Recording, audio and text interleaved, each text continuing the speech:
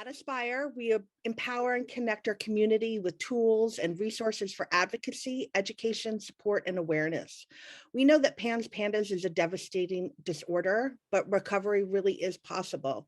And we know that early diagnosis and treatment can lead to improved outcomes. So at Aspire, we aim to improve lives of those affected by PANS and PANDAS by helping to close the gap between the onset of symptoms and the start of treatment and support.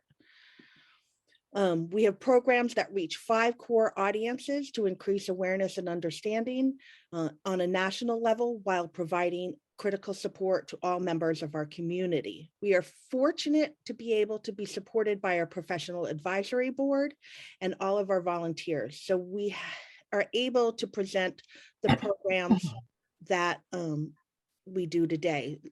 For the national general public, we have awareness campaigns and educational outreach. For families and patients, we have one-on-one support, educational programs, and for our parents and adult patients, we have a Facebook group that you can join, and along with a few new programs launching soon. For schools and educators, we have a lot of toolkits and handouts for schools, but we also provide in-services to educators and nurses for free, thanks to our donors.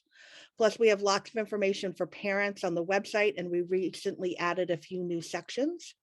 For legislators, we have information on how to get started in the legislative process. If you're in a state that doesn't have anything happening already and a team, I highly suggest that you look at some of our resources. We also create state pages for the boots on the ground state leads so that they can put all their information about call to actions about different legislative matters. And then we spend a lot of time talking to legislators on the phone and writing letters in support for different bills. And for as far as our providers and clinicians programs, we recognize that our providers have a tremendous amount on their plates as they care for our loved ones.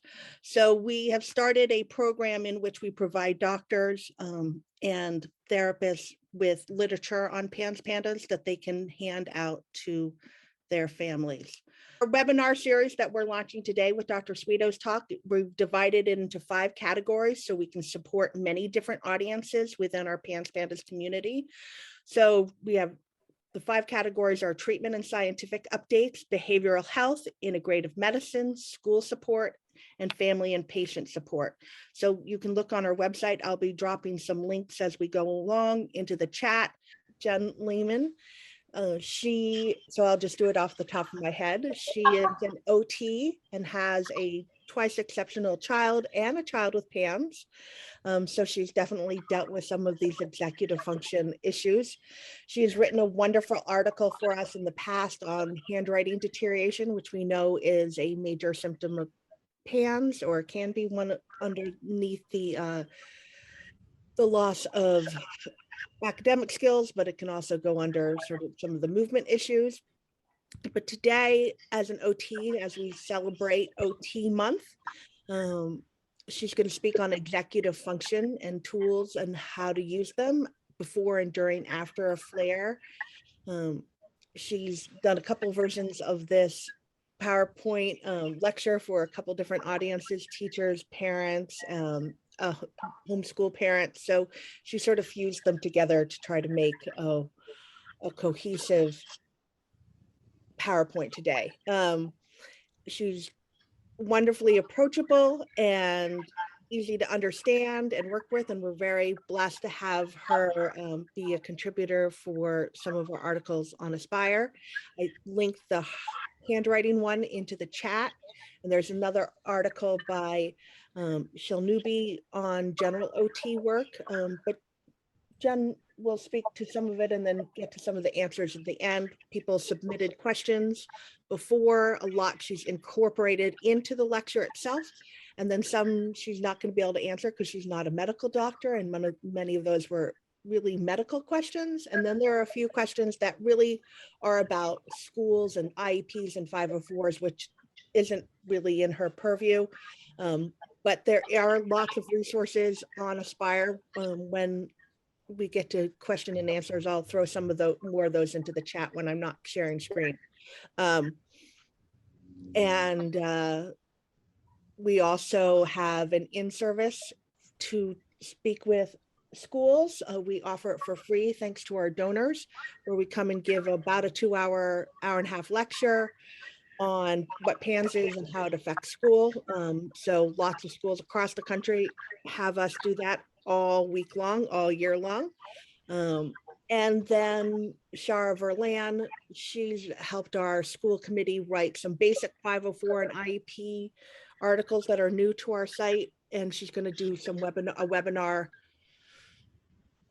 summer, early fall, as will Patty Doran. So a lot of those questions can be answered on our site as is, or in the future at a webinar. So without further ado, I'm going to give the stage to Jen, and she will begin, and she'll just say next slide when it's time. Okay. All right. Thank you so much, Gabriella, for having me today. Good morning, good evening, wherever you are in the world. Thank you for coming today. This is so exciting. Next slide. As Gabriella said, I'm an OT of 20 plus years, all in pediatrics. I have a master's from Ithaca College, upstate New York. And again, as Gabriella said, my son is twice exceptional. My daughter has PANS, and I actually have PANDAS. And so I'm coming at us today as a therapist, a parent, somebody going through it too. And it's so I have a lot of different perspectives.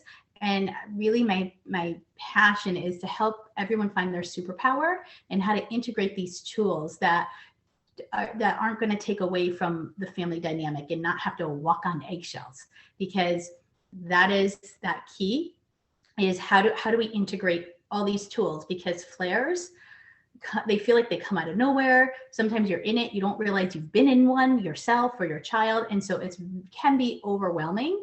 And so today, we're going to talk a little bit about how to connect the tools, how to recognize some stuff. Before I go into that, I just really want to quick remind people there was a question about OT specific, and as Gabriella said, that I'm going to really focus on what executive function, but more traditional OT in schools has been fine motor, visual integration, bilateral coordination using two hands together. I always tell the students when they say, "What's OT?" I said, well, occupation is job, therapy needs help. So I help people do their jobs, which is to be a student. So that is my nitty gritty, easy, quick way to tell everyone what I do. As we go into this, I am pretty much I call myself a truth teller. I don't sugarcoat stuff typically. And I think because there's too much side and sweet talk that sometimes either families or schools miss the point of what's happening. And they're too focused on the niceties versus the solution-oriented path. And so that's kind of what I seek to help people with. So if you're a therapist, remember your audience and what they're asking. And if you're a parent, remember to talk about, if you want the truth and that's who you are, remember to tell the people, I call it in your trench, who's in your foxhole, that's what you want. And so that you really form a way to talk to the school. I look at the school in two different ways. Administration helps with the paperwork, and then the people who see your children every single day, they're the ones that are going to integrate those tools and that you're coming up with together. Outside therapists are helping. And so because everyone has the same goal, again, to make that your child be as most independent as possible. Okay, next slide, please. Okay, I always talk about today's roadmap, or tonight, again, depending where you are in the world. We're going to connect PANS PANDAS to executive function.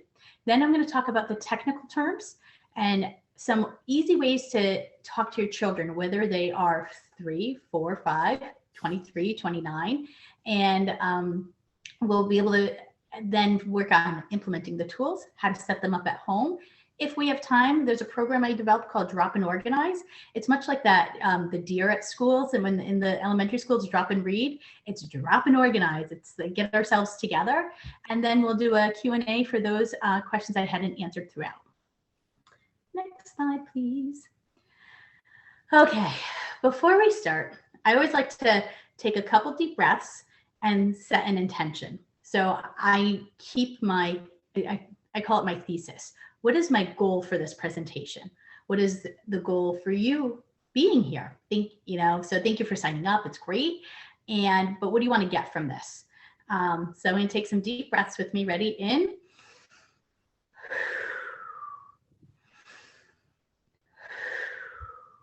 It's a really good way to regulate.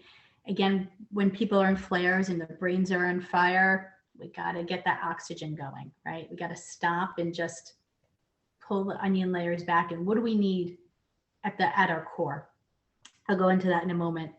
So my intention today is to present you with information that is going to be useful and for you to have at least one takeaway that when you hang up here today, you're going to be like, I'm going to try that, or I'm going to share that with the spouse or another caregiver, or it's a school. So just one. And I always have to say, I laugh through the EF pain. My favorite is the one on my right, the green one. Welcome to being a parent of a teenager. Prepare for a large amount of eye-rolling emotional outbursts and thoughts of running away. And that's just the parents. And that's just the truth for me anyways. It's really important to grade our emotions and our process here. And we're going to go through that in a moment. Okay, next slide, please. Okay, so the PANS PANDAS and EF connection and the impact they have each other. Before we go into this, I want to talk about, as an OT, my training is where I look for what the concern is. What is preventing somebody from being functional, from being independent? And so that I do through an assessment process, whether that is normed reference or standardized or just my eyeballs. I look to see what is preventing that person from acting in a way that they need to act or performing in a way they need to perform. So you're going to hear this theme throughout. So it's constant reassessment. And so the point is to get a baseline. What are they like when not in a flare? What is it like when the whole house is calm? And that is the goal. And then I always say that we have how we are and how we want to be, and then we do things to close this gap up. So that's how I look at it. And so that's why when you set your intentions and then you are able to develop your goals, you feel like you have a concrete place to work from, and you're not just like, oh, I don't know, it's always like this. This is so annoying and frustrating, and I don't know what to do. So if you take that breath, and I'm going to show you this really great worksheet that I think Gabrielle is going to make into a PDF for us. That is, and I would love for it to, we'll talk about where you guys can locate it later. It'll give you a really good place to work from. This is a really good time. I know that some people are therapists on here. Thank you. And they want to know about some of the symptoms and how to talk to a parent and like what those symptoms are. Overall, it is like the slide says, PANS PANDAS can act as a mask. We sometimes see our students have tics, anxiety, emotional ability, decreased cognitive skills in math or writing, and of course, executive function, sensory issues, feeding and sleeping. So that is, but it's really important we'll look at the whole picture. But first, I want to remind us that children with PANS and PANDAS often are experiencing flares well before they're either diagnosed with PANS PANDAS or before they're diagnosed as being in a flare. These flares can mimic the following: ADHD, work refusal, sensory processing, social emotional, learning disabilities, and of course, executive function. When we're in a flare, individuals struggle to perform at their best. If they're not available for learning, they aren't capturing everything that needs to be happening in terms of academics and tools and skills. Next slide, please. Thank you. So in looking at the whole picture, let's remind ourselves that executive function is a higher level brain function. It is not an autonomic function like breathing, like our reflexes. So if the other automated parts of our brain aren't addressed first, the tools that you're going to learn today, they might only minimally help, or they're going to be more difficult to become integrated into your daily routine. So things I'm not going to address today because we don't have time, and I'm not an expert in medical. And I know there's a lot of debates and questions, and everyone has to do what's right for themselves. But if there's a medical concern that is not being addressed, we can't address this higher brain function. Or if there's a sensory overwhelmed feeling or underwhelmed feeling, and they're having trouble with self-regulation, then that's that body's response to the environment. Or if you're being triggered and re-traumatized.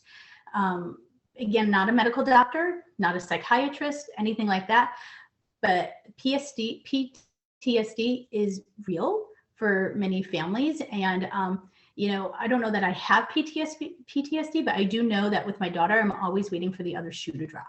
And so it's very hard to relax. And anytime that or any of the fight or any of that work refusal, it feels like it's much bigger problem than it really is. So I have to do a lot of self-talk, and my husband and I have to do a lot of self-talk. And then the environment, that is social dynamics between school and families, as well as mold. Like that's a big thing, is, people talking about actual mold. And again, I'm not talking about that because that's not my area of expertise, but I did want to let you know that it's really important to look at the whole picture. And then before we turn the slide, the last thing is the chronological age versus where your child is stuck. So my daughter is just about to be 10, but some of her behaviors are 6-year-olds. Some of her behaviors are 9 years old. And there's a very big developmental difference between a 6 and a 9 and an 11-year-old. And so when your child is in a flare, you're like, okay, with this, and just say they are 7 years old and they're having a tantrum because they are, or a flare, or having some sort of refusal of anything because it's not what they wanted or intended. Would that be okay if they were 4 doing that? And most likely for me, the answer is yes. And so I always manage my expectations by saying, wait, would this child be okay if they were younger? I do the same thing with my son, who's twice exceptional. He has severe ADHD. And I was just like, well, some of his development is only 9 and he's 13. So would it be okay if a 9-year-old did that? The answer is yes. So that's another way to change up our perspective. And we'll go more into that later. Okay, next slide, please. Okay, executive function. Here is the meat, the technical terms, okay? Next slide. We're gonna get into, yes, what is executive function? It's a brain-based cognitive process. It helps regulate behavior, make decisions, set and achieve goals. We really want our children to have this because it helps develop intrinsic motivation to be independent and successful. Okay, next slide.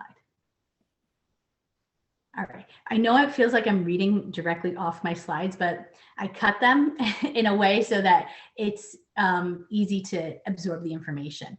All right, so this is my favorite slide, I think, of the entire presentation, because one of the ways I get through a difficult moment, whether it's as a therapist in a school or at home as a parent, is in constant reassessment. And so this is great. I made my husband fill this out too. And so this is a worksheet that says obviously what the components of the executive function are. And then to the left, you see the columns. Now these columns are great because you get to put a plus or a minus. So a plus if you're good at it or your child's good at it, and a minus if you're not great at it or your child's not great on it.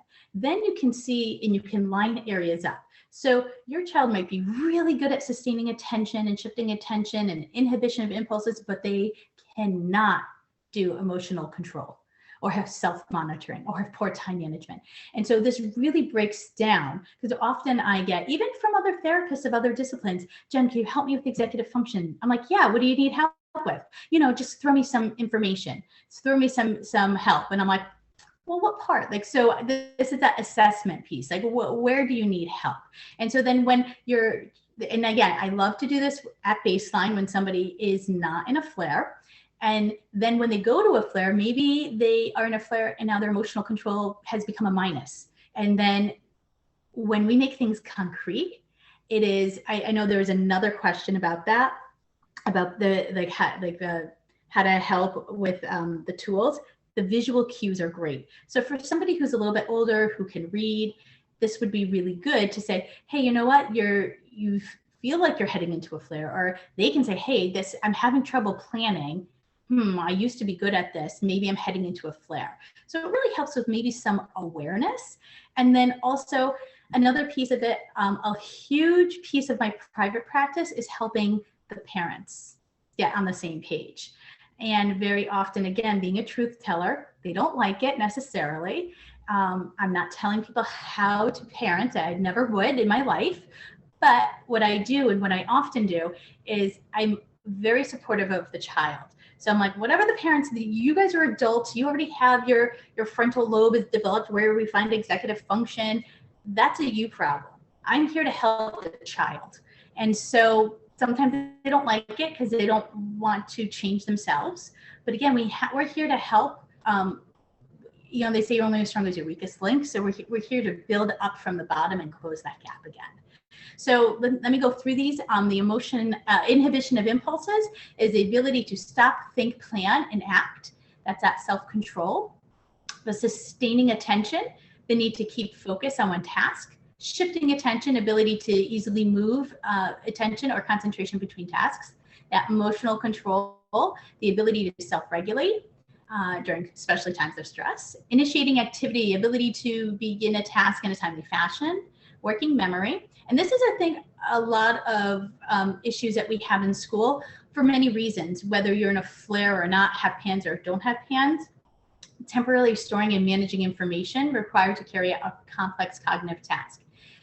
Being in schools for over 20 years, those complex cognitive tasks, they have gotten more complex for younger students. And so they're asking the students to have this incredible working memory, and it's not a developmentally appropriate ask of the staff and of the education. And that's across many types of schools, public, private, parochial. I've been in them all, and it's the trend, and it's really difficult for our students. And then when you're in a flare, you have the shutdown. My daughter, I think, was trying to manage a flare like in the last couple of days and transitioning back from spring break to school. And that working memory, for whatever, it got so rusty. And she just was like, I'm trying my best. And so it's, again, I was able to say, she had a plus and now she's a minus. Let's go back to our drawing table and what can we do to support that? Okay, planning, ability to manage current and future tasks by setting goals. Organization of material, the ability to make and maintain a system of keeping track of your items. Now, those two things I love, and I'll go into the strategies for each of these. There's many, so I won't go into every single one of them, and there's more than just what's on my presentation, but it's a nice place to start. The planning and the organization of materials is really great to have visual cues. I'll go into that in a moment. Self-monitoring, the ability to see one's own behavior. I will often, at home, I won't do this at school unless I have as parents' permission, I will video my child having a flare, a meltdown, because the school doesn't believe me. And so when I bring in the video of my daughter pulling her hair out and hitting her head on the wall, like everything, the really tough stuff. They wouldn't give her an IEP, and I was like, yeah, she needs one. You see this? This is how she is at home. And so I was really helping them connect that what they're doing at school is not, these students are uneven as is. And so it was really important for them to see the whole picture. And last but not least, our time management, the ability to understand how long it takes to complete a task. That's very interesting between that and shifting. When you have a child who's like, oh, I'm just gonna play 5 minutes of a video game, I'll be back. And like, you do your own life because you have to. And then 3 hours later, they're like, well, it's only been 7 minutes, And so that whole time management piece can get really lost. And so, especially for some of our friends with ADHD and have a time issue, like my son and my nephew. So it's really important that they know whether this is a strength or not a strength. Okay, next slide, please. And okay, so strategies. Well, I had a question from a family looking for interventions to improve this stuff. So as you can see, I don't want to read through every single one of them, but inhibition of impulses.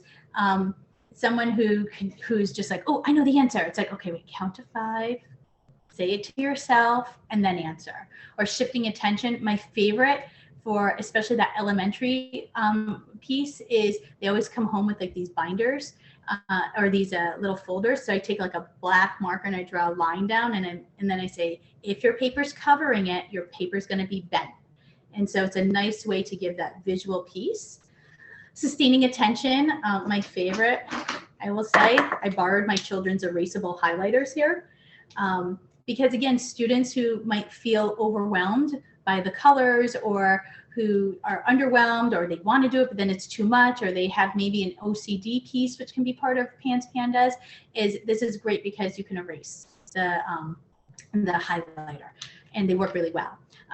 Okay, chewing gum has been great, and natural light. I'm happening to be sitting in my kitchen today, and it's all natural light, and it's just very calming and peaceful.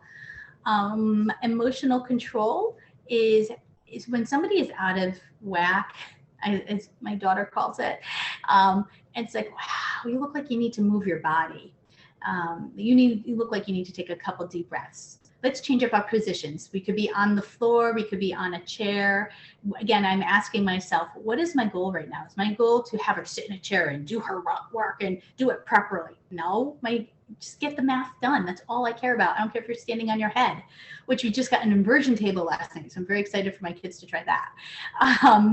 But it's very important to be able to say, hey, I'm going to use a strategy and I'm going to play with it as long as I'm reaching my goal. That's why it's important, again, to reassess and restate your goals. Next slide, please. Working memory, those checklists are really important. And I have to say, these are not just for children. So this I'm holding up was my daughter's medication and her other over-the-counter type supplements. And my husband and I had to do it because there's things she had to do twice a day, breakfast, lunch, and dinner, or 3 times a day, or once every 5 days. And so it is really important for us to be able to keep track of that. And so this is something that you can share with your children. This isn't a you problem. This is we all do this. How many of you make lists for grocery stores, right? My friend who is amazing, we work in a classroom that's kind of like ABA, and it's for students mostly who have autism. But she made this for my son, who seems to struggle with showering sometimes because he's a 13-year-old boy. And so there's like taking a shower chart. So there's definitely things like this to ask your school or your private therapist about, or Teachers Pay Teachers is a really great resource for everybody, and that they have stuff like this as well. For initiating activity, I like breaking down larger assignments. Sometimes I print out a blank calendar and I'll put, like, on day 1, you're going to read through the syllabus. Day 2, you're going to do your outline, so stuff like that. And then planning, that's a really big thing that we do. I have to say, based on my own experience, it's a very natural thing that, at least I have 3 sisters, that the women do. And it's like, okay, we're going to make a to-do list, and we're going to do this, and we're going to do this, and then we're going to do that. And the husbands, my brother-in-laws and my husband, are like, wow, you guys talk a lot. It's like, yeah, because we're making plans. We're trying to figure out how we can get everything done. So this isn't just a thing for kids with PANS PANDAS, kids with executive dysfunction. This is all of us. And so to be able to show them that everybody's doing this is going to be helpful to them. Next slide, please.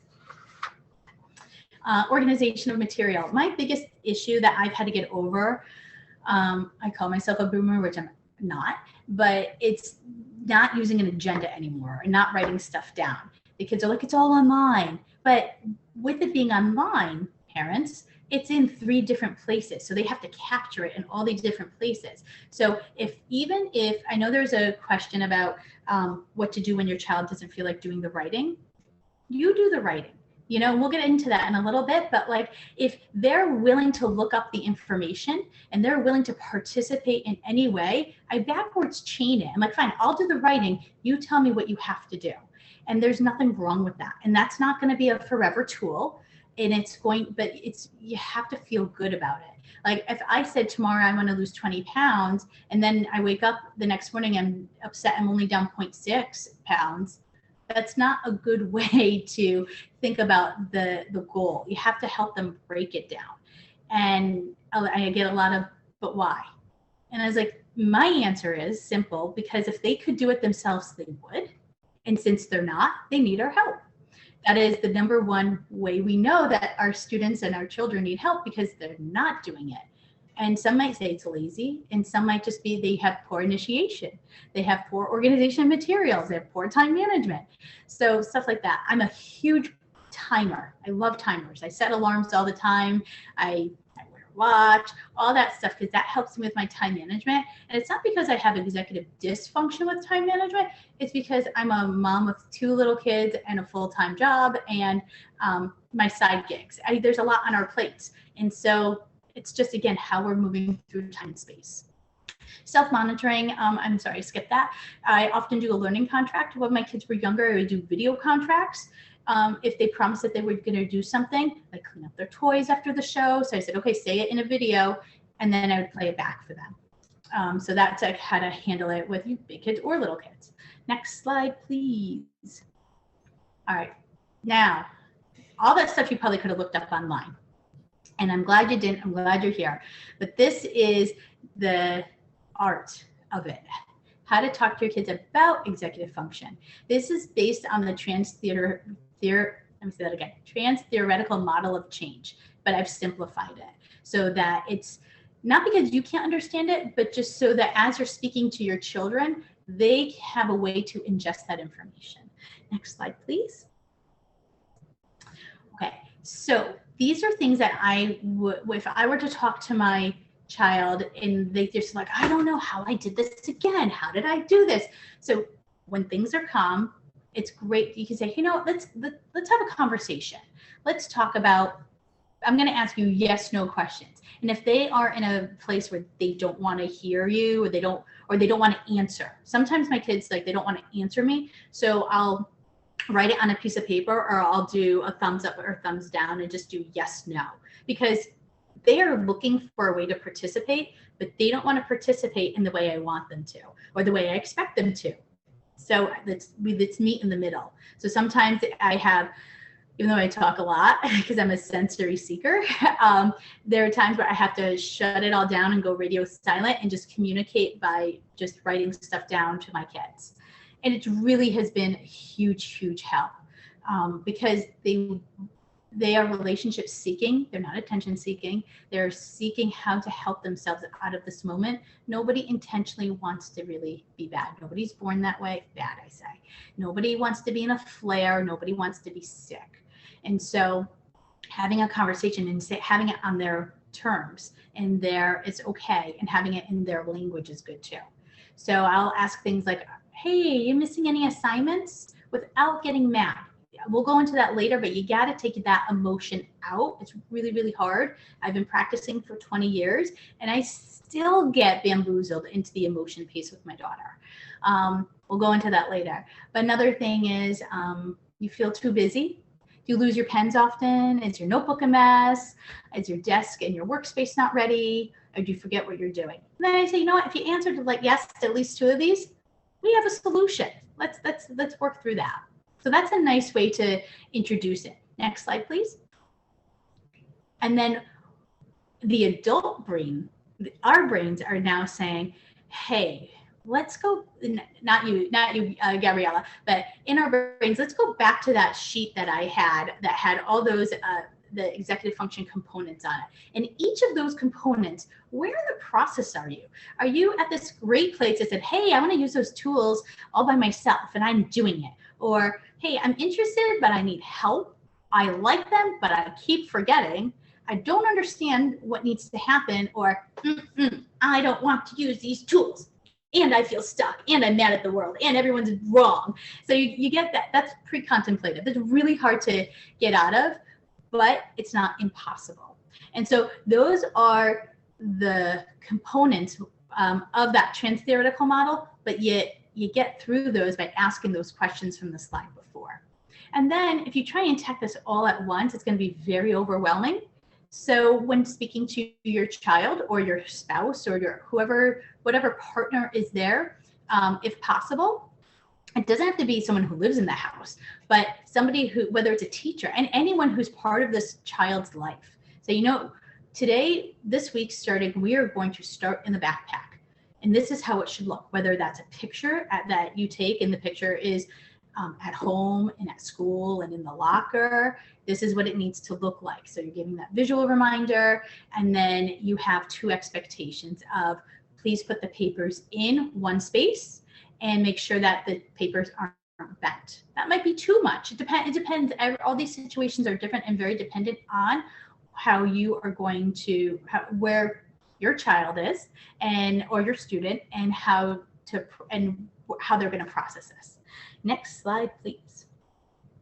All right, so now we're getting to that piece. Oh, sorry, I see I have a spacing error. I'll have to fix that. That it is, this is what I say to my students. So I'm also working in middle school with a lot of gen ed students, and I present to them. And so I always say to them, this has nothing to do with your intelligence. This is a skill. It's actually not a problem. It's not like another diagnosis in medical diagnosis, like, oh, we got another infection. We got Bartonella's now. We got Lyme is back. That's not what this is. I have, again, changing our perspective. Executive function is a skill. It's something to be learned, like math and social studies, I say to them. And then you get good at this if you practice, like a sport or an instrument or something else that they're doing, knitting, whatever they're doing that is going to speak to them on their level and what they're at. So that is something I think that a lot of kids worry about. They're like, oh, I'm so stupid, I can't ever do this. And they really, have those ideas in tandem, and it's not. It's very, that's why the whole 2E world is very interesting to me.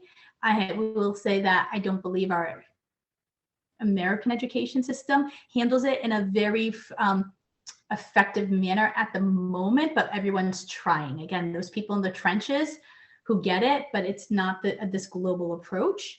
And so it's definitely, you have to know who your kid is. Okay, next slide. Making these tools work for me. It's really my favorite now, because so now we've talked about what is executive function, how to talk to your child or your student about it. And now let's get into some of the more implementation pieces of it. Okay, next slide, please. Okay, so here's another thing that I love to say to my students is solutions to being a better student is know yourself. When is it time to get help? Sometimes we have our kids, they just are drowning, and they're not drowning like in the movies, like, oh, help me. They're going like this. They're going very quiet, and nobody's watching them until they're out of sight. And then we lose them. And so if you have a timing issue, any of those areas where you gave yourself or your child gave themselves a negative, watch for that. Have those check-ins. Different areas could be at different stages. You could have somebody, again, who is so amazing at organization of material, yet they have horrible initiation. And so they're playing video games, something's due at midnight and it's 11:30 and they didn't start it, but they have the plan. So it causes a lot of turmoil for the student, the child, for yourself as the parent helping to support them, and the teacher, especially if they don't know. I'm a big proponent of communicating fully with the school and letting them know what's happening. I have a very good relationship with Annabelle's special ed teacher and her gen ed teacher. Sometimes Scott and I, my husband, sorry, we send a quick email saying, she's coming in hot today. Like, we got it, thanks. And that's all I need to say. Or, hey, we tried to do this work and then she got overwhelmed. Let's come up with a plan. Stuff like that. Routines are really important. So I have routines here as changing out of your pajamas. That was, again, for our homeschool crowd or when we were in remote learning. My other one is I got so, I don't want to say mad, but flummoxed and like flustered because my son forgot his math. Now he has very good grades. I didn't want him to get a 0, but I was already on my way to work. So instead of taking his phone away and taking away something that didn't connect, I made it sure it related. So for a month, and it's probably going to go beyond just because he likes the tool, he has an alarm in his phone. I have an alarm in my phone that he has to touch his notebook that's already in his bag. And that's what the alarm says, and that's on my phone and his phone. And he came to me a week after, goes, I'm glad I have this alarm because I forgot it twice and I put it in at night. So stuff like that is when they're available and when they're open. But of course, because he's a 13-year-old boy, he goes like this and, you know, and snoozes his alarms away sometimes. And that's why I set them on my phone as well. When you're working on your computer, one of my things is having multiple windows open. I sometimes see my coworker's tabs, and she has like 50 tabs open. They're like, I was like, okay, honey, if you're gonna, like, let's just do one tab for work, one tab for personal, one tab for extra work. And so if you have your different windows, I'm sorry, I said tab, I meant windows. If you have your different windows for your different subject matters, that especially as our students are, say, like doing a research project or something like that, that is a really nice way for them to organize and compartmentalize what they're working on. The other thing, again, I'm still a sucker for planners. I love writing everything down. I will say in the beginning of the pandemic, I did have my kids get up an extra half hour early to write. They didn't always want to, or sometimes I ended up or my husband ended up doing it, but we would write the to-do list down of times to sign on, assignments to do that, because they would post it. And I know not everyone did that, not every district did that, but finding a way to be prepared to cross things off. I'm a big believer in crossing stuff off. So, all right, next slide. Where should I work? This slide on your right, which should be familiar because that's exactly where I'm sitting, is just a nice workspace. So where you can have access to tools, you know, if you're younger and like that, and you get easily distracted, that trifold is really nice and it has all your things you need right there. But really it's important, as you'll see in the middle of that table, is the Caddy of tools. I'm sure there's another picture coming up that's a little bit closer. Next slide, please. But it's a designated location. I don't like doing homework in the room.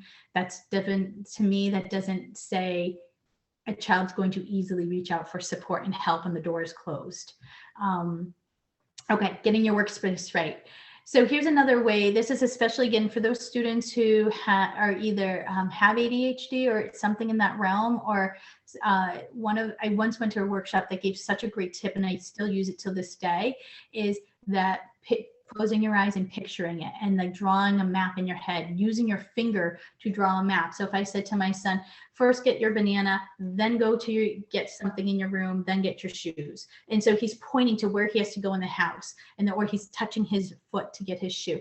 That there's something about that brain body movement connection. And we'll get into that in a little bit too. But picture yourself. Are there loose papers? Are there pens? Are there extra materials you don't need? Clear the plates and dishes. My niece has that problem. Clear, clear, clear. Make sure there's not garbage in your working area. And plug in a charger. That was a big one throughout the whole pandemic. And even now, I didn't charge it. I was like, you don't have an excuse now. Something that I encourage my middle school students and beyond to is talk to their families and ask about, when asking for that dedicated workspace, is there space for a desk? I know there's not a space for a desk always, but maybe there's like at least a little corner of a table that can be just their space. A light, a trifold, blue light glasses, a footrest, because we'll go on to the next slide for that, or cork boards. You'll see behind me, thank you.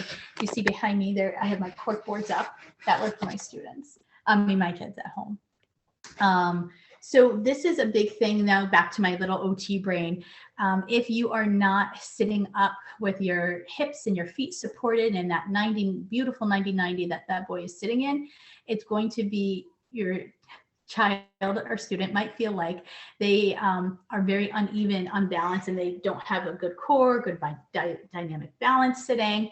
It might feel like how you might feel if you had gone to have an adult beverage and you're sitting on a bar stool and your feet aren't touching, you're very swayy. And so how can you pay attention to the board or to the screen in front of you if your head is constantly moving, your eyeballs are constantly readjusting? So having a nice, solid, stable support for your core is really important.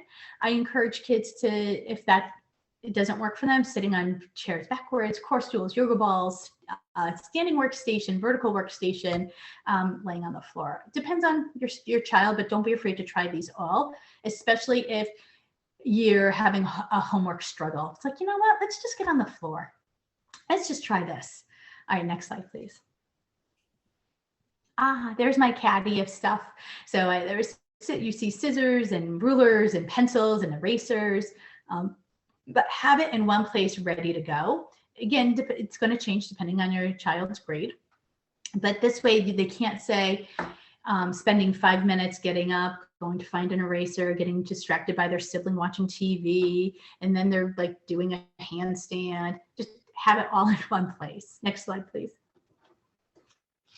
Keeping the focus.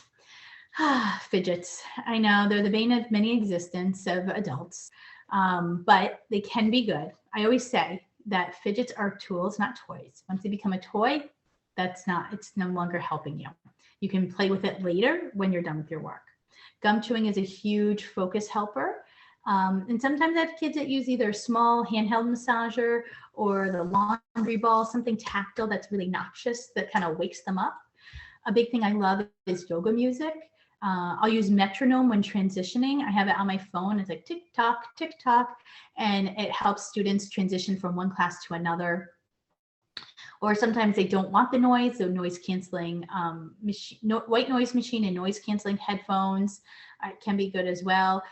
Also on YouTube, I use something, I type in kaleidoscope, and it's like this cool kaleidoscope going with all the colors changing, and yoga music. It's very calming when my students are showing signs of stress behaviors. Next slide, please.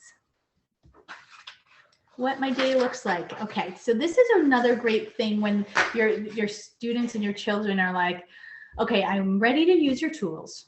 I keep forgetting to use them. I want to use them. So this is now where all those visuals really can come into play. Next slide. So we have something called the setup. And so this is in my son's bathroom. It says, go to the bathroom, brush the teeth, get dressed. And instead of saying to him, did you go to the bathroom? Did you eat breakfast? Did you take your vitamin? It's like, go get your checklist. There's one upstairs and one down here. Did you do this? And so he has to go in and he has to say, yes, I brushed my teeth. Yes, I put my rubber bands in. And so he's going down. And so there's that magic of how do I make it go from me being that external scaffolding to them taking it inside. And this is how you do it. You have them say it out loud. And I know this feels like I'm saying all you have to do, but it's not. We broke it down. I used to read it to him. I used to say it, and then I would show him, and then we would write it together. There was lots of pre-work to do this. So it's not only now he does it. And by the way, my daughter, who is the one with PANS, hates these checklists. She'll take it and she'll rip it up. That's why I have to laminate them. She is not a checklist person. And so it's we are constantly figuring out ways to help and to shift that piece for her. Next slide, please. Like I told you, I love alarms and alerts. You can set them up on your phone and kitchen timers, on the computers, through the Google Calendar. I used to set up a Google reminder a day before, an hour before, 10 minutes before, so that my students would come on for me. And it was very helpful that you can, there's a lot of great controls through that platform. And they're like, what do I need to set an alarm for? I'm fine. Or someone's just going to tell me. And it's like, again, they're waiting for them to get an engraved invitation. Like, no, you should want to do this. This should be coming from within. And so they need to set them for when assignments are due, when they have to go to a meeting, with their teacher, or a practice that's, unscheduled or something like that. Next slide, please. And then this is the hardest part. It's easy to do something you like and you love, right? I love cooking. So sure, I'll make dinner. Sure, I'll cook for the holiday, whatever. But if I have to do laundry or work out, I'm like, oh, non-preferred task. How do I start? And these are just examples of baby steps, one thing at a time. I'm not asking you to go to class. I'm just asking you to plug in your computer. I'm asking you just to open it up, just to log on. I'm asking you just to get out the colored pencils, read the rubric or the assignment. So stuff like that is how to engage in non-preferred tasks. Is just, what is that first initial step? And bring it back as far as you need to go. That is task related, not related to them, not sit up, Not, you know, like I'd rather be much more related to what they have to do than what their body has to do. I know I have on here hands out of pocket, but that's more about like touch the keyboard. So, all right, next slide. This is just another example of a checklist throughout the day. So if somebody was, you know, in writing, or they needed to look at the capitalization organization piece of it, or in math, did you check everything? So this again, these are just examples of how you can use a checklist at home. And so it could look small, it could look big. Next slide, please. And then the evening wrap up. I love the wrap up. It's my favorite time and you'll notice that when you have these lists, there's a transition piece. So when we did the setup in the morning was, you know, go to school and hand in your assignment. It is the lead into the next piece of your day. So the wrap up, what you'll see is, yes, you put your papers away after, you know, you completed your leftover homework and all that stuff, and you're setting up your workspace for tomorrow. You're putting all your papers and notebooks in your notebook, in your book bag tomorrow. And then you'll see so this is obviously split up into after school, and then in the evening routine, you'll see pick out clothes for tomorrow. So you're always leading into the next thing. That's how I like to end my to-do list. Okay, go ahead, guys. Next one. Oh, the secret. Okay, guys, let's take another deep breath here. You do have this. You came here. Like, I mean, step one, talk about like, let's take little steps here. You came here, so it's again much appreciated. Next slide, please. All right, I really thought it was really, really important to talk about caregiver fatigue. This is real. It is hard. And again, as somebody who's been doing this now, I can say the word decades with an S at the end. It is overwhelming and exhausting, and I still get caught up in it sometimes. And you have to be good to yourself. You might have people who are well-meaning and they might not understand. And then that's where us, the adults, have to use our voice to say, hey, I'm struggling with this. I really need your help with. And don't be afraid to take help. I mean, at this point, if someone wants to make you a meal, if your kid isn't going to eat it and you're going to eat it, because I know my kids are very picky eaters. That's also part of the PANS and whatnot. You could eat it. You know, if you're not gluten-free or whatever it is, but that's just an example. You know, or you can say, this, I'm having a hard time. I need to take a step back. You know, take care of yourself and value those small moments, even if it's for 5 moments, even if they're just quiet and they're on an iPad for a minute, and you can just breathe and just open the windows, hear the birds, enjoy that quiet. Cry.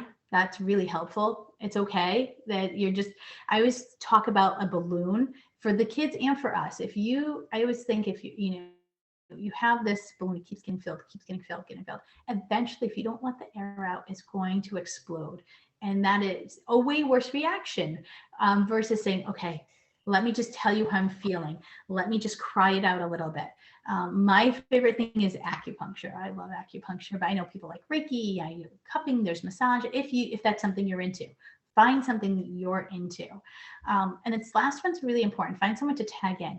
Not everybody is going to parent and teach and work in the same way you're going to, but then again, change that perspective. What is acceptable to me? I just need my child not to burn the house down while I go I sit outside for 5 minutes.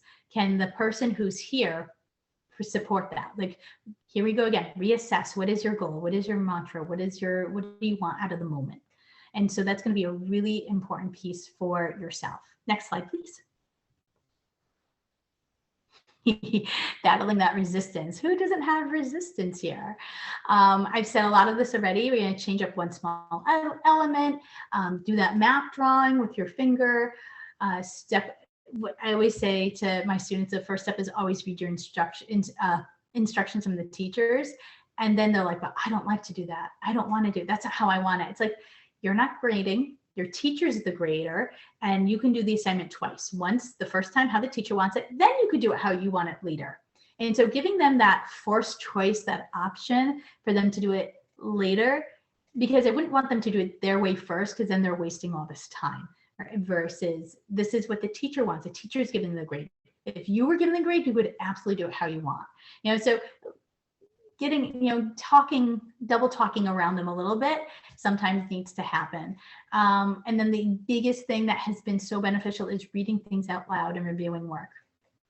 When I was reviewing this webinar, I was reading it out loud to no one in particular, and I saw things that I needed to switch out. Hearing it here is so different than reading it and thinking about it. And so it's our brain processing it differently. Next slide, please. Other important tips I'd like to talk about.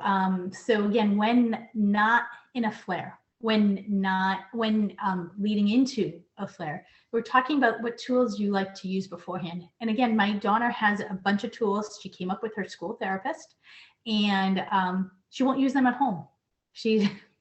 Or she doesn't want to talk to me about them at home, or my husband or my son at home. So she compartmentalizes and silos what she likes to do and how she likes to do it. And so it's hard. And remember, it's a marathon, not a sprint. Locking horns over things you're trying to control is going to waste your time and energy. It's okay. Just step back and breathe, and don't skip those necessary moments of recharging. This is something I, say to the students. I'm like, don't do the gaming, but maybe go outside, go for a walk, take the dog for a walk, run around the house a few times, like the outside of the house, like just do something that where your brain is off of a screen. So sometimes that helps restart. Next slide, please. My quick work breaks. So this is more about that heavy work, that sensory piece. I know I had a question about the sensory going on, and these are just some examples of snake pulls. Are when you lay on the ground and you literally pull your body, or you push your whole body. It's heavy work. It's some proprioceptive work that is just very calming for some kids. Another funky one that parents always look at me like, what? Is I have my children take a bath or a shower with their clothes on. Again, it creates that very heaviness. The bath is not a deep bath. I'm in there with them, making sure when my kids were younger, and just feeling that heaviness. And then they have to peel it off, and that's heavy work. And then they have to squeeze the water out, and that's hand strengthening and more heavy work. Here we go with gum chewing again, and those yoga stretches. Sometimes getting a snack, something crunchy or bubbly like seltzer is just enough to bring somebody back from needing a little bit of a break. Around the house, helping, collecting laundry. I'll go into the chores in a minute. Activities. For younger kids, one of my favorite things is getting a piece of sandpaper or any textured area, wall, or some people don't want to do a wall, but something textured, and just scribbling on it using construction paper and then a crayon, and it gives a lot of deep pressure to the hands, and it helps the body to calm down a little bit. And playing with Legos and Play-Doh is always good hand strength. Okay, next slide, please. This is overwhelming. It is. I always tell them this is new routines. This is what you hear me. I keep saying, what are your goals? What are your mantra? And when you have to dig in deep, that's what you say to yourself. And my husband and I are constantly checking in with each other, like, wow, that was a tough morning. Or, hey, did you notice that that's been going better? And it's that constant affirmation of, hey, we're in that retest and check-in is like, we're doing this, we need to change this. We're doing this bothered her, this bothered him, this isn't good. How can we avoid this? My daughter has outside therapist as needed. And sometimes before going away, it's like, hey, what things can we do if you get into a situation where you want to run away, if you get overwhelmed? And so we use everything in our arsenal to really help her have the best possible life, and it's hard because you always, it's like a chess game. You always have to be a couple steps ahead of them and predict, and that's hard because we can't predict what's happening in the world. So another thing, my big thing, and again, my takeaway for you is to decrease that Jack in the Box feeling of, whoa, how did I get here? Oh, I did it again. Oh, I thought I handed it in. I didn't hand it in. And so that's how to prevent that. That's why we're here, is to prevent those feelings of like, boo, oh, well, really? To me? You're talking to me? And it's like, yeah, I'm talking to you. Next slide, please. Right, making it work for you. Sometimes, if available, I'll ask whether it's the teachers or my children the follow-up questions. I have to tell myself I have to fake it till I make it. And you can do that by making these part of your own daily routines. It's not just for your child or your student. It's something, another thing I tell my students, if you feel unheard, move on to your next thing on your to-do list, come back later. So now you have something you're working off of in a very concrete way, which is fantastic. And then you say, you know what, I'm going to skip this because this is really frustrating to me. I don't want to use a tool. I don't want to look at it. It's setting me off. So it's like, I'm going to skip it, you know, and then you have other outlets. You can email the teacher. You know, this is where I talk about modifying the tools that work for you. I will say, and I'm not going to use the expletive, but my son has something called the OF button. It's like, OF. And it's like when he gets stuck, he's like, that's his, I am stuck. And on it is his, what do I have to do? You know, ask a friend, email the teacher, mom and dad are after, you know, read the directions. The very simple things that you forget when your body floods with these, with like these brain chemicals, you lose your tools. You know, if you were to see your child, you know, bouncing onto something, they look like they could fall, instead of saying, hey, get down from there right now, many of us go, whoa, whoa, whoa, whoa, and you lose your words. So it's just what happens when your brain gets flooded. And so that's why you have all of these very concrete things to help support you. And that's why it's really important to be tactic and task driven. The emotionality is impeding the process forward. And I say that not being in your homes or in your classrooms. I say that because in my home and in my classrooms, in my private families, and in the schools I work in, it's just true. The moment you get your emotions involved, then that your student and child is now they're working on, now you're having a battle, an emotional battle, and say, you know what, that's not what we're doing. You get roped in, you get sucked into their, I will say the word manipulation, even though I know that's what it's not. They're trying to they're trying to prove themselves right. But if you say, but this is what we're doing now. This is what we're doing now. Instead of saying, well, you always do this to me. And that's not what we're talking about. You know, and that takes practice, I promise you. This is the number one question I get every single time. Do I have to keep repeating myself? Yes. Yes, you do. Do I have to keep standing there? Yes. Yes, you do. I know this is a very unpopular answer, but my short answer is yes, you have to keep doing this. And you'll see if you keep evaluating yourself and your children, and you use those models of change, you know, in saying that in time management, they had no time management, but now they're willing to use an alarm if I set it. Now they're willing to set an alarm in their phone. Now they set an alarm in their phone and they can make it to football practice on time all by themselves. You're now moving up that ladder of change. So that's why it's really important to break those things down. Next slide, please.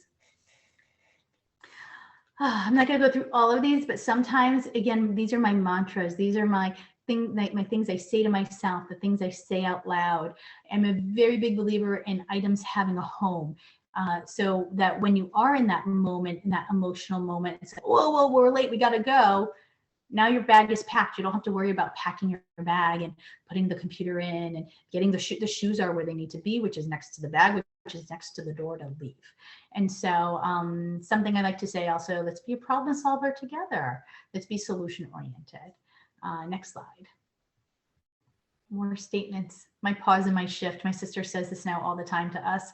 Pause meaning, hey, we're just beating our heads against a wall. Let's think about this. Let's stop what we're doing and let's do something different. I can control my own thoughts and actions and reactions, and nobody else's is a big one. And then another thing I would say to my students a lot, everyone has their own strengths, struggles, and strategies. And then you see the other ones. Next slide, please. Help. I feel like I'm a mess. I used to have a coworker who goes, I'm a mess. And I was like, I know, it's okay. Well, let's figure this out together.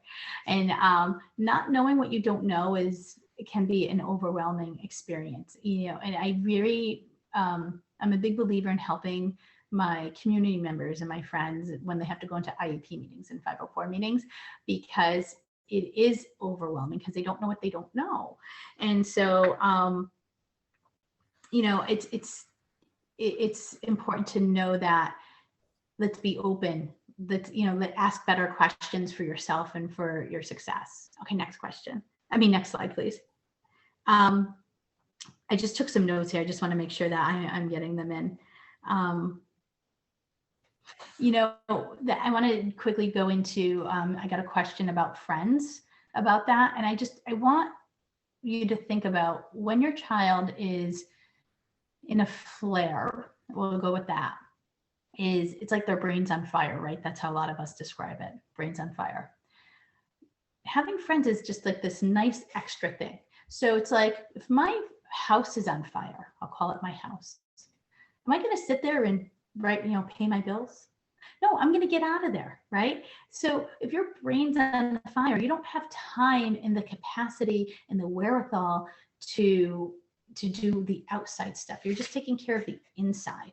And so if you change again that perspective of what is a friend, I want to make sure we're not putting our adult perspective on it's important to have friends, it's important to play sports, it's not. It's important for you to be the best you. And so having that capacity to say, my son used to say to me, I don't want to play date. I don't want to have to perform. I don't want to have to be on. I just want to be my own self. And I don't want to have to worry about anybody else. Sitting at the lunch table is enough for me. So listening to your child about what they need, while that might sadden you in the moment, it's what they need to be successful. Because if we keep building off of a wonky foundation, we don't want that to collapse one day. And so, and I will tell you, he said that to me when he was 9 and 10. He's now 13 and he walks into town and he goes on like play dates and he's on a couple sports teams. And so these are just moment things. So make sure that your adult idea of it, even my daughter's like, I want friends. I was like, I know you do, but do you think your brain can handle it? Because this is what it means to be a friend. She goes, no. I go, but do you have friendly interactions at school? She's like, yes. So breaking those things down about what they want. And so I'm not going to talk about like the social skills piece of it because that's not my area of expertise, but I did want to mention that piece about friends. And so when you're having your go-to statements for learning, maybe you've also go-to statements for that social emotional piece of it. Okay. Now we're getting towards the end. So I really appreciate you guys sticking with me. This is my, this is what I'd like to talk about is that drop and organize piece. And because especially for people who present with ADHD, they're very much doers and showers. They're not as much thinkers and preppers, at least in my experience of the people in my life. And so I always say, let's think about the problem. Let's identify it first. Let's prep. What are the tools? Like you're going to need your pencil, an eraser, and a sharpener, versus just like, here's the homework, here's the homework. It's like, what about all the other stuff? And then you can take the action. Next slide, please.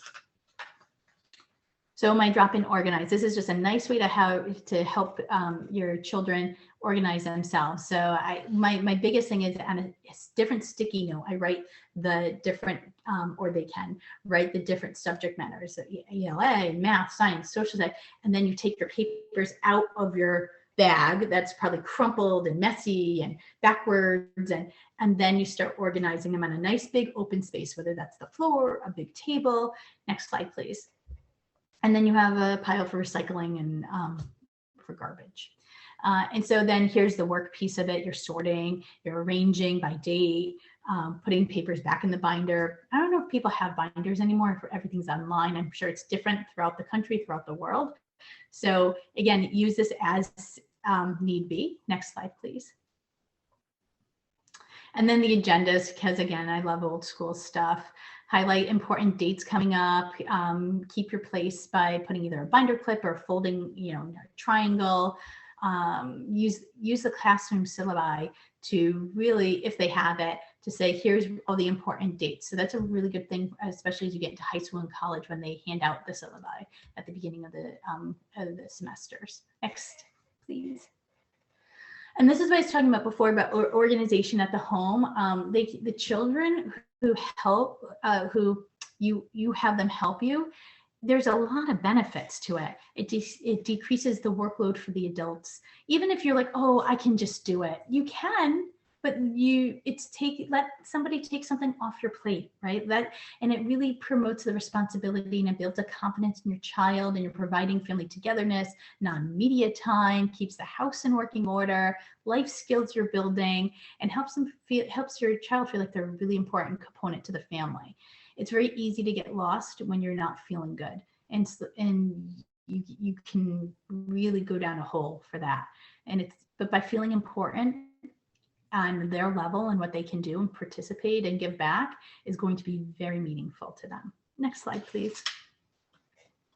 Oh, my key takeaways. Okay, this is it. Know yourself, your strengths and your struggles. Where can you benefit? Where might you inflame a situation? How can we work on that? Consistency. Practice these tools every day. Repetition is key for these foundational tools. Creating predictable routines is going to help those children with PANS and PANDAS.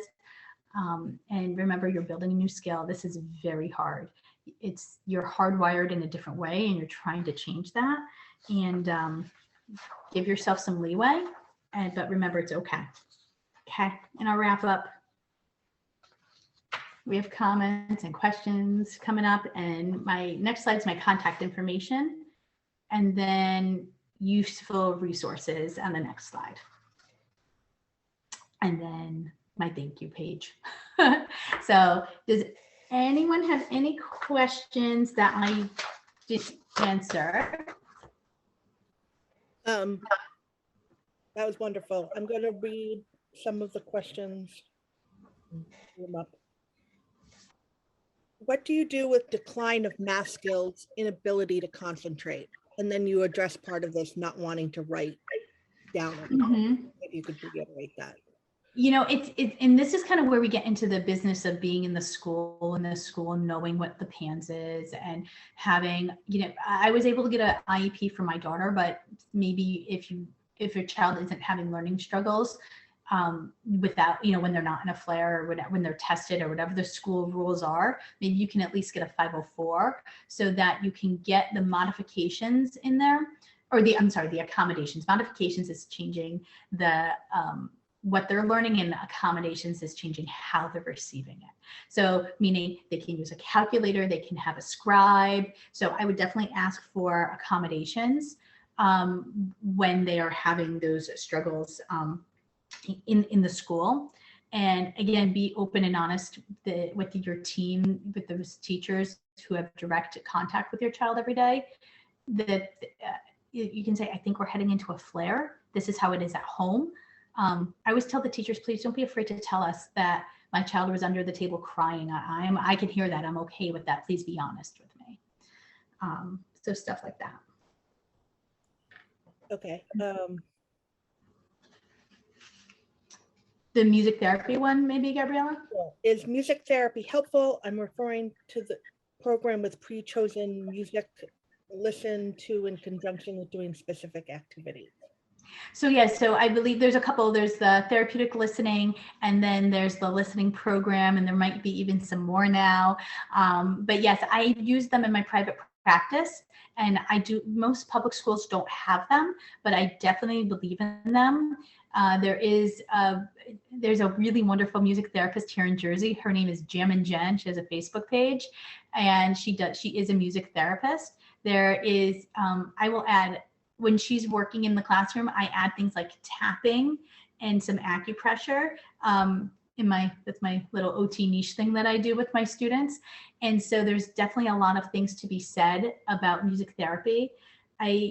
For my own daughter with PANS, I have gone, we've done lots of stuff. I haven't done music therapy yet, but we've done the hippotherapy, the horseback riding. We've done talk therapy, lots of different types of, meds, my own personal choices and whatnot. But you definitely reach out to someone who's an expert if it's something you're interested in, to see how they can be helpful. I'm a big believer in that.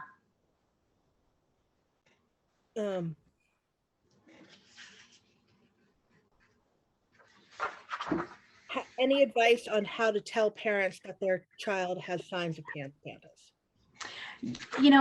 That can be tricky because it's really dependent on how the parents ready to receive. Some parents will be more able to receive that their student has sensory processing issues than say autism, or they might be ready to hear different things. And, you know, as a school-based therapist, it's, I write my evals with a little hints in there so that when they show the professionals, that's always something to look for. I always say, please check with your pediatrician. And then I do offer for most families, I say, listen, this is my personal life. This is what I'm dealing with. So from a parent to parent, not in this meeting, not as me recommending it. If you want other support, let me know. That's kind of how I talk about it, because I'm not allowed to recommend. And then since we speak with schools almost every day, some of the things that they've done, so we may be called in to talk about one kid or 3 kids, but once they learn about the symptoms and signs of PANS PANDAS, they're like, oh, that's that kid. He has a 504, and that's why none of that's working. They often say, look, I was in a meeting to learn, an education meeting to learn about this other disorder called PANS PANDAS. I don't know if your child has this, but there's just a few things that set off some alarm bells, and you may want to look at it. And here's a handout from Aspire, or here's a web page from Aspire, and then giving my email too is fine too. Then I will have to wait. I just want to tell the audience this, Gabriella, you have such a beautiful resource. She's not just selling herself. I promise you, it is easy to read, well thought out. It's parent friendly, teacher friendly. It really is a good resource. And I actually sent one of the presentations from Aspire to my children's school to say, hey, this is what you're dealing with. Let me know if you have questions. So thank you. You're welcome. We have a wonderful education group here that we pull from. So I don't know what this means, so maybe you answered it. What SI techniques are beneficial when a child is in a flare? What's SI? Do you know? Sensory integration. So sorry, it's Monday. No worries, man. I gotcha. So something that I have worked, that it's funny, there's a lot of studies out there that disprove what I'm about to say, but it happens to work for my child, is reworking some of those reflexes. I noticed, and again, because I'm using a therapeutic eye sometimes with my daughter, I'm like, ooh, her reflexes are no longer integrated, like her startle reflex. Like you could, move something like this, and, and I was like, oh no. And it just gave me that pause. And so I start doing, for startle reflex example, there's an exercise, it's called like starfish or spaghetti and meatball, and your arms are going out with your legs and then they're coming in. So there's definitely lots of different types of exercises like that. But in terms of the other sensory integration, it depends there's 8 sensory systems. So it depends what sensory system is awry. Again, another sensory system that is hypersensitive is auditory for my daughter, tactile for me when I'm in a flare, but the auditory piece is really hard because she won't wear the headphones, she won't wear the earplugs, the noise cancel. She needs silence, and then if you do she's like, I hear that. She's like screaming at us. We're like, oh gosh. So there's lots. So if you go back to like the sensory piece, or you might be talking more about like the clothing. She's gonna be so embarrassed if she ever hears that I said this, but she stopped wearing underwear for a couple of years because it was just bothersome. And so we finally got her wearing like little biker shorts, and then we finally got her back into underwear, but it was a 4-year journey there. So yeah, find your workarounds and don't get caught on their sensory issues, because that is who they are. It is, again, it basically, it's like saying, Jen, take off your glasses, now go drive and don't crash. It's like, well, that's not fair. I don't have my tools to see. Like, so if you're making them do stuff that is going against their autonomic brain, and if their brain's on fire, you're asking them to do too much. So if their sensory system is alerts are going off, again, let's not put that parental pressure. I have said no to so many things, whether it was family and friends and outings. My friendships suffered from it, and I don't care, because that's my kid needs something different. And and people ebb and flow, and your daughter or son or they, however they identify themselves at this point, is going to feel that they have you and you're their safe place. And that's an important thing for them to have. If they don't feel safe anywhere, then they're emotionally not going to be able to get there and calm down. So that's an important piece to consider. Do you have any online interactive activities that teach or reteach executive functionings to help with what you could do in your classroom or in your home classroom? So a lot of the tools that are presented on those slides can be helpful. Having a plan of action is really helpful too. And again, it depends on how old the person is you're talking about. But I think, again, it's that question of, do I have to stand there? Do I have to repeat myself? Yeah, you do. It's annoying. It's exhausting. That's why you need your own support network. And so I know that's not helpful. That's kind of a stinky answer. I'm sorry. But it is, it is what it is. And you just have to keep working the program. And if something isn't working, go back to your drawing board. It's okay. It's okay to fail. I mean, I do it every day. And then another question that came in is, so you had talked a little bit about how you have to do it where they are and when they're ready, and trying to get some of the executive functioning going when they're not in the flare. So say they're in a flare, what do you do? I mean, besides more yeses and more doing it yourself, is it just that, or what are some strategies for in that flare? So again, in the flare, it's like when they're doing that, I pull back and I'm like, okay, I'm going to pull back right now and I'm going to make a to-do list of what needs to get done, and I've seen, and I'll talk in the older sense of that college process. The college process is terrible here in America. Because I know we have our international crew, but in America, it's a really terrible process. And I'll tell you, most parents do the college application process with and for the kids, along with their college teachers, their college coaches. So to answer your question is like, yeah, you pull back and say, what is needed in this moment, right? And again, if you're in that flare and it's like, as long as you can start working to say, hey, I'm in a flare, I can't work right now. That's step one. So starting that, it's like, and then when they're in that, it's like, well, I don't want to work right now. And it's like, I don't want you to work right now. You gotta, again, play that game and turn it around on them. I don't want to work. I'm making a to-do list for later. And if they're not available to hear that, then just, you got to back it up. And then sometimes I have to tag out and tag the team in, tag the teacher and being like, hey, she freaked out on us today. And this is what we want to do. And so maybe, you have to talk to the teacher about having some one-on-one time with the student. Maybe that means asking that student to, hey, or your child, what time do you want to work on? Do you prefer to work on this like right after school? Giving a goal, like what do you want to work, not work for, but like, what do you want to work towards? My daughter wants to do softball and she's like, and then she gets upset about with herself. She was, if I can't do my homework, how am I going to do softball? And then she gets overwhelmed. So again, so if you throw too much at them, yeah, and I think it can easily overwhelm them. There's a saying with autism that says, if you've met one child with autism, you've met one child with autism. And I have to say the same is for PANS and PANDAS students. Everyone comes in such their own very special package that I know I'm not giving a great answer to this question, but it's really dependent on someone's availability. Are you co-regulating? So Stuart Shankar is a really good resource for self-regulation and co-regulation.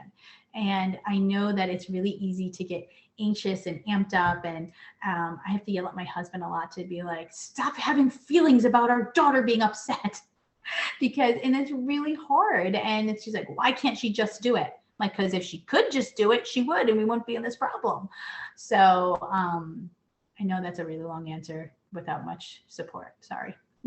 No, it's tough because you just sort of have to figure it out and you slowly pull it back. It's almost like if you're looking at a classroom going from least restrictive to more restrictive, you start at the least and keep, you know, and then the restrictions become on parent or the teacher where they're having to pick up more of that weight of that for the kid and just trying to get them through. So you're making a bridge. Like we always say when we're talking to the schools, like it's different than some other disorders where we're immediately shoving them into remedial help, you know, as soon as they lost the math skills. Well, no, we're not doing that with PANS during that flare. We're going to build that bridge and we're just going to keep them across that bridge.